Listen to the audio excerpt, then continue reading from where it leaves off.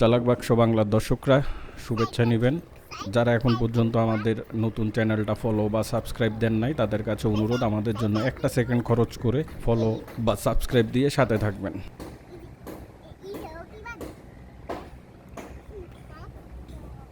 এই ঘাটটা যদিও এখন সবাই ছত্তার ঘাট বলে, আসলে এটার মূল নাম হচ্ছে সতলার ঘাট। চারপাশে অপরূপ দৃশ্য, একবার মেঘনা নদীর পাড়ে দাঁড়িয়ে আছি।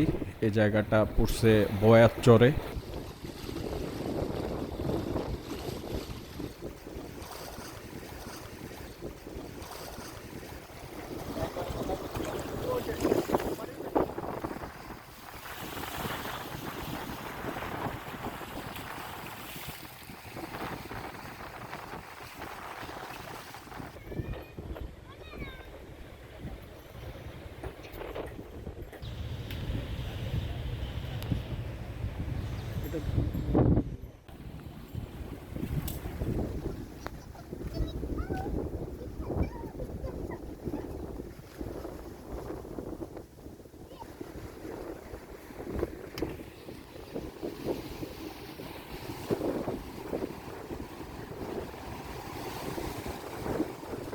এই যে অশীতিপর বৃদ্ধ, মেঘনা নদীর কয়েক যুগের বাতাস তার চোখে মুখে বলিরেখা তৈরি করেছে।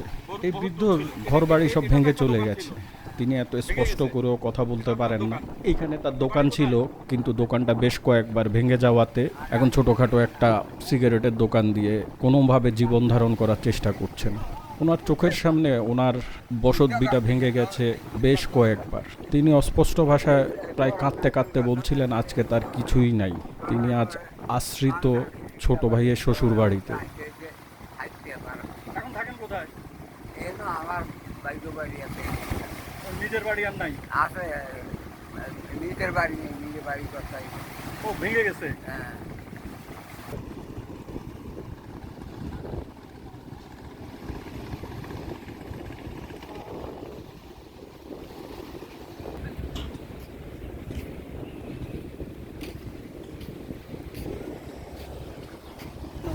ইউনুস কি করো? কাজ করে। তোমার বাড়ি কোথায়? বাড়ি তিন বাজার। মাইনুদ্দিন বাজার। এখানে কাজ করতে আসছো? না, এখানে আসি ঘুরতে। ঘুরতে? এখানে কি আগেও আসছো? এটা কি এরকম ছিল? না, কেমন ছিল? এটা আগে এখানে মসজিদ ছিল, ভেঙে গেছে। তারপরে চলে গেছে। মসজিদ ছিল, তুমি নিজে দেখছো? এগুলো মসজিদের ইতিহাস ছিল। আর এটা মসজিদের সিঁড়ি আছে।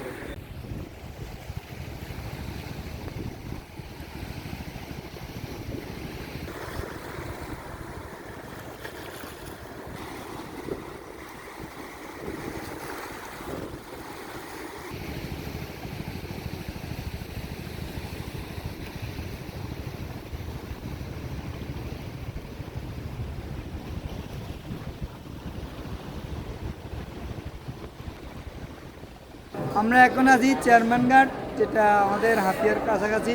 এখন ওইখানে ইলিশ মাছ এবং ইলিশ মাছের যে মোকামটা, ওইটা আমরা এখন আপনাদের দেখাবো। এবং এখানে তাজা ইলিশ মাছ উঠে এবং এখান থেকে আমাদের সারা নোয়াখালী হইতে এবং বাংলাদেশের প্রত্যন্ত অঞ্চলে আমাদের এই ইলিশ মাছগুলো পৌঁছায়। যে ইলিশ মাছগুলো আমরা আসেন আপনাদেরকে এখন দেখাই।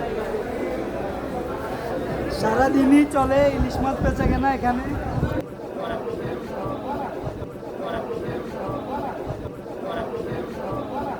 এটা কি মাছ? এটা পোয়া মাছ। পোয়া মাছ। এগুলো আপনারা বিক্রি করেন কিভাবে? আর টিএ বিক্রি করি। ঠিকা? আর এখানে ফরেশার বিক্রি হয়। সবগুলো একসাথে আর কি বিক্রি হয়। সরে এখানে একটা শাপলা মাথা মাছ দাম হচ্ছে। এটা কি আপনার মাছ? কত চাচ্ছেন এটা? এটা চাইছি 900 টাকা কেজি না পুরা? পুরা পুরা। পুরা। ভাই একটু মাছটা দেখাবেন নাকি? ভাই নিছেন নাকি মাছ? নিছেন? আপনি কত বলছেন? কত? 700। একবারে মেঘনার তাজা মাছ। এইখানে তোর দাদির কবর ডালিম গাছের তলে, 30টি বছর ভিজিয়ে রেখেছি দু নয়নের জলে। আমি ঠিক জানি না এখানে কবরটা কার। আপনার বাড়ি কোথায়? আমার বাড়ি দক্ষিণাদি। দক্ষিণ হাতিয়া প্রতিদিনকে আসা যাওয়া করেন না এখানে থাকেন? না, আমি এখানে হাতিয়া, আমার বাড়ি হাতিয়া। আমি এখানে আইছি 2004 সালে চলে গেছি। এখানে ঘর করছেন? জি, এখানে বাড়ি আছে। ভিতরে আরো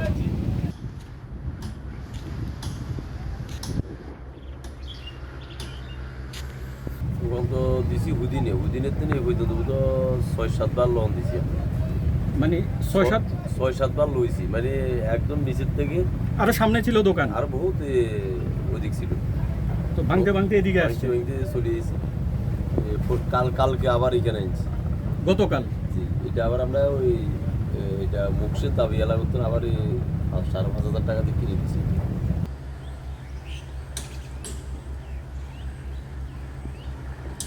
এই মাসখানে টিকবে বা 1 মাস 1.5 মাস। তারপর কি করবেন? এই যে আবার ওদিক লইতে হবে, আবার কিনি, আবার ওদিক যাইতে হইবে, আবার ওদিক যে কারো না কারো থেকে আবার কিনে নিতে হইবে। এটা মুখসের দাবি এলারা বেচতেছে।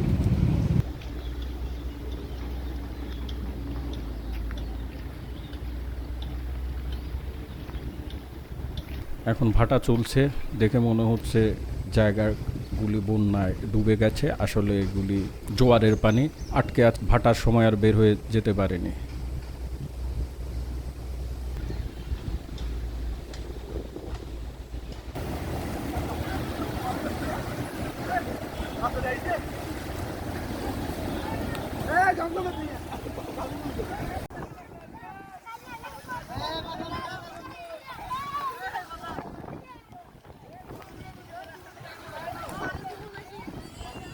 মোহাম্মদ ইলিয়াস। ইলিয়াস ভাই কি করেন?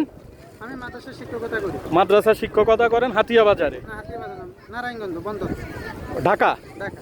এখন কি বাড়িতে ছুটিতে আসছেন? এখন আসছি দেশের পরিস্থিতি, ওদিক পরিস্থিতি তেমন ইয়া নয়, এই জন্য এখন বাড়িতে